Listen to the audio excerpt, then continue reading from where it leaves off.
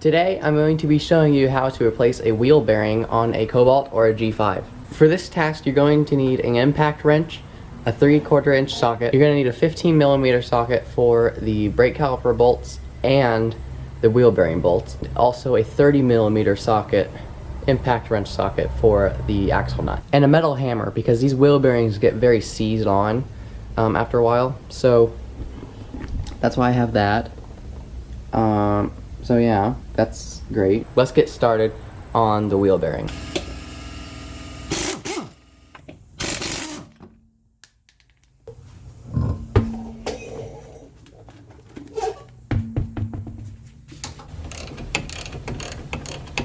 So what I'm going to do with the caliper is basically just, I'm going to take a piece of metal wire and I'm going to put it through this little piece right here.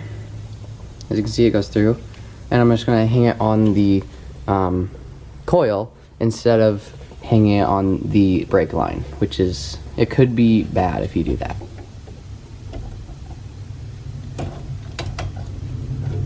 Next thing we need to do is take the rotor off.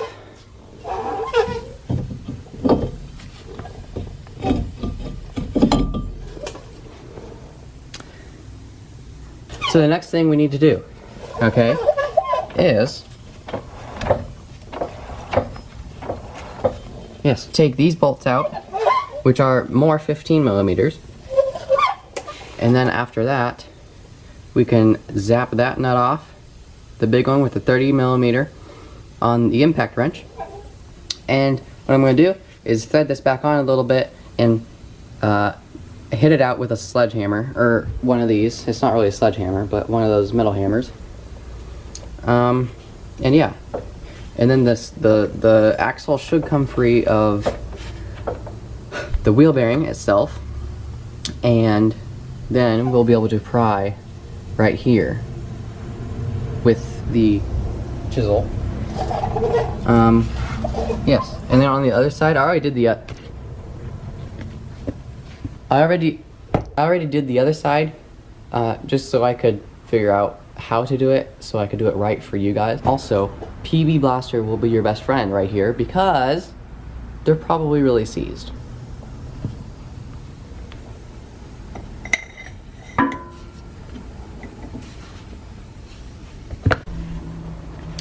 As you can see, the bolts came out. They were actually very easy on this side. The other side was a lot worse. This is what they look like. They're very long. They don't have, they look like this. And so, yeah, they came out. Now what we can do, since they are out, is we can take the spindle nut off and then start pounding on that with the hammer. The socket we need to use is the 30mm socket. This one.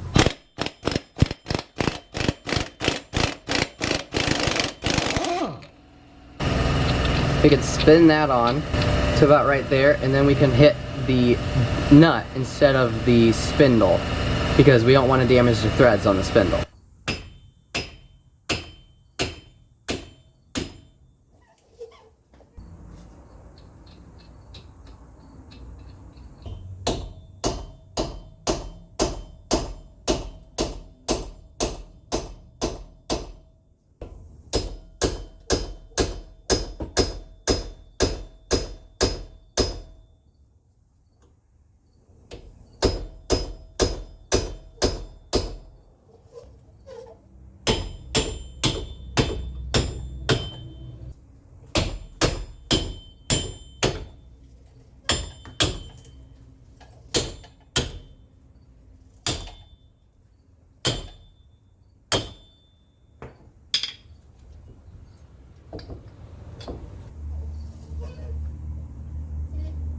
Is if your car has ABS, then you want to get the ABS wheel assembly, wheel hub bearing. So if you look here on the end of this, on the end of the the strut, if you have a connector here that looks like it goes inside the center of your rim, then you need to get the ABS hub, because that means you have ABS in your car. So And you can also look in the engine bay because there's a box with a bunch of brake lines going to it. And that box, it's like below the driver's headlight, kind of. That's your ABS box. So if you have that box, then you know you need to get the ABS one as well. When you put the new bearing in, you want to make sure that this thing right here is pointing that way. I think it's like a spacer, but it has this little tab. You want to make sure the tab is facing that way, because on the other side, I tightened everything down with the tab out. So all I did was I bent it back in because I didn't want to take everything apart again. So make sure you do that, because I made the mistake. Putting it back in is very self-explanatory. It doesn't take a lot of work. You just have to make sure you line everything up correctly and don't freak out. So yes, it's pretty easy. So I'll show you.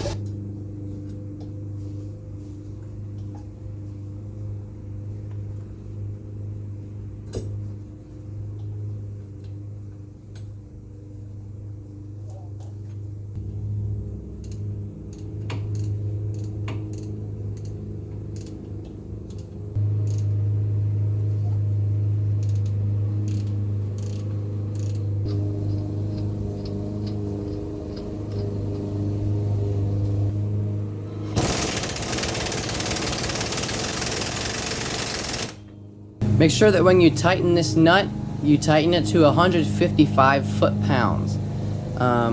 You can start it with the impact. I just kind of went really slow with it until it got kind of to the end, and then I'm going to torque it with the torque wrench. So make sure you do 155 foot-pounds and nothing more, nothing less. Right now I'm going to put the rotor and the caliper back on, and then I'm going to torque it with somebody with the torque wrench when they're holding the brakes, so it won't move.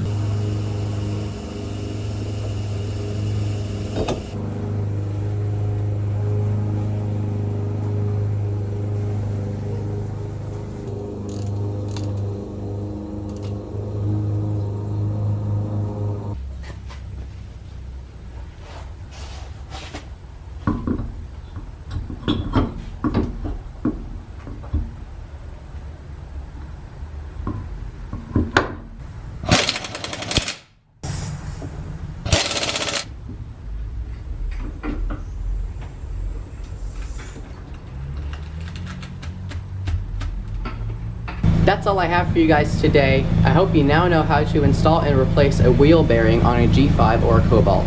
If you want to see more of Bonnie and I, then please subscribe, and I'll see you in the next video.